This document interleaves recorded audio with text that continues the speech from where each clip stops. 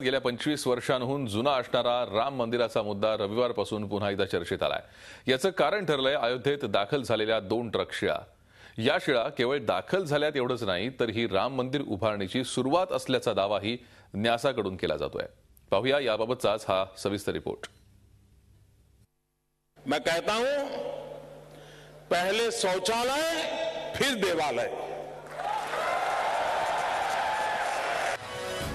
16व्या लोकसभेसाठी प्रचार करताना भाजपचे पंतप्रधान पदाचे तत्कालीन उमेदवार नरेंद्र मोदींनी व्यक्त केलेले हे विचार आता केंद्रात युती सरकार येऊन 19 महिने झाल्यानंतरचं हे चित्र पहा।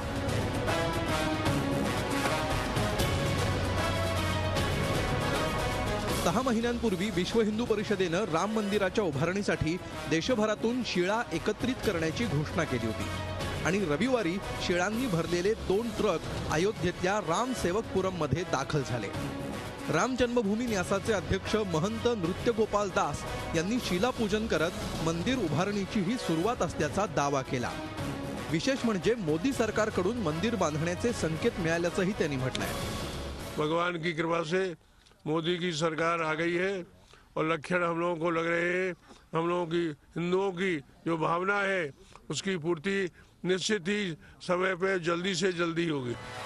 ज्यावेळी या शिळा अयोध्येत पोहोचत होत्या त्यावेळी सरसंघचालक देखील राम मंदिराच्याच मुद्द्याला हवा देत होते का, असाही प्रश्न आहे। ऐका डिसेंबरच्या पहिल्याच आठवड्यात सरसंघचालक काय म्हणाले होते।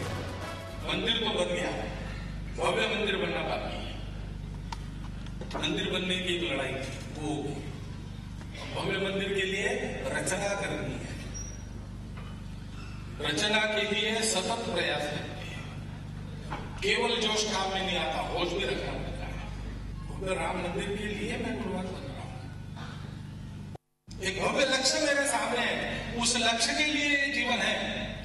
वो हमारी संस्कृति का प्राचीन लक्ष्य है। बाबरी मशीद प्रकरणातले सगळ्यात जुने याचिकाकर्ते हाशिम अन्सारी यांनी मात्र या कार्यक्रमाबद्दल तीव्र नाराजी व्यक्त केली आहे। जो लोग शिला पूजन कर रहे हैं इनका कोई मजहब नहीं है। ये अपने मजहब को भी नहीं मानते और न देश के कानून को मानते हैं।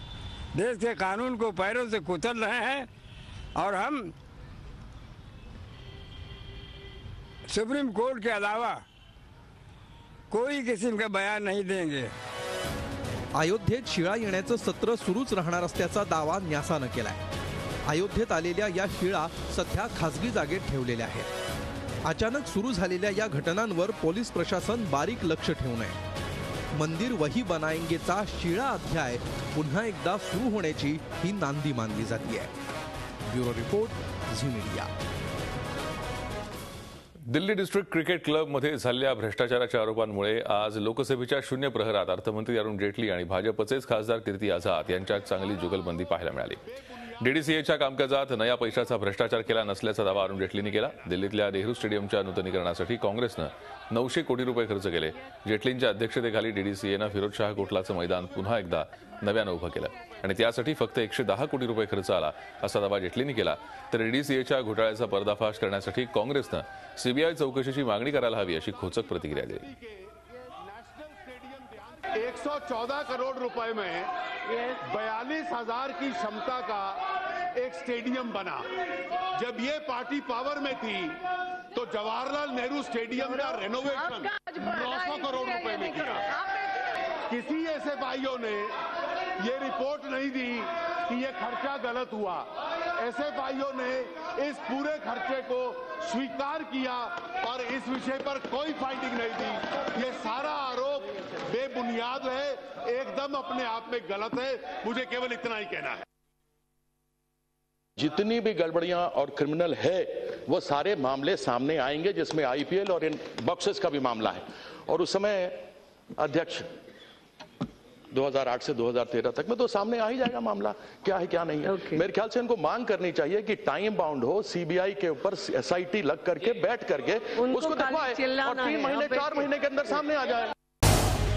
झी 24 तास रहा एक पाऊल पुढे।